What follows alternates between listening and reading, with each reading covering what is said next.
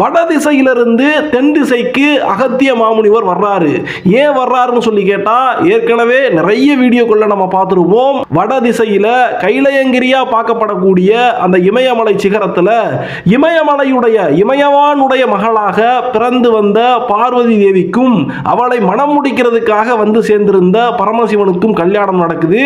அந்த கல்யாணத்தை பார்க்கறதுக்காக இந்த உலகத்தில் இருக்கக்கூடிய அத்தனை மனிதர்களும் அத்தனை ஜீவராசிகளும் வடதிசைக்கு அந்த இமயமலை பக்கமா போனதுனால வடதிசையானது தாழ்ந்து போகுது, தென் திசையானது உயர்ந்து நிக்குது.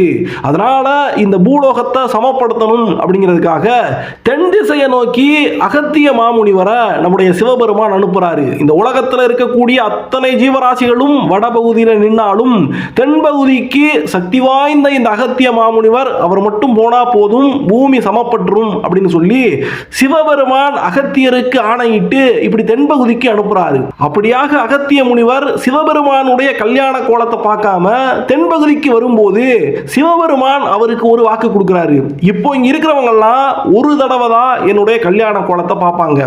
ஆனா என்னுடைய பேச்சை கேட்டு தென் திசைக்கு போய் பூமியை நீ சமப்படுத்தினேன்னு சொன்னா உனக்கு பல இடங்கள்ல கல்யாண காட்சி கொடுப்பேன் அப்படின்னு சிவபெருமான் அனுப்புனாருன்னு, அதே மாதிரியே இந்த தென் திசைக்கு இந்த மேற்கு தொடர்ச்சி மலையுடைய அடிவாரத்துக்கு பொதிகை மலையை நோக்கி நம்முடைய அகத்திய பெருமான் வர்றாரு.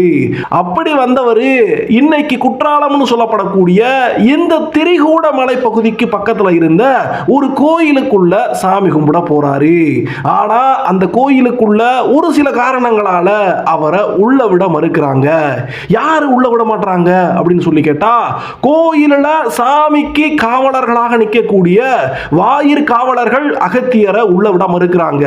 இந்த வாயிற் காவலர்கள் மட்டும் இல்லாம அந்த கோயில்ல இருந்த அர்ச்சகர்களும் அகத்தியரை உள்ள விட மறுக்கிறாங்க.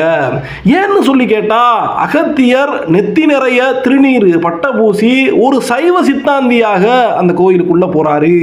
ஆனா அன்னைக்கு அந்த அருவிக்கரையில நின்று இருந்த அந்த கோயிலானது சிவபெருமானுக்கான சைவத்துக்கான கோயிலாக இல்லாம பெருமாளுக்கான நாமம் போடக்கூடிய வைணவ கோயிலாக இருந்திருக்கு.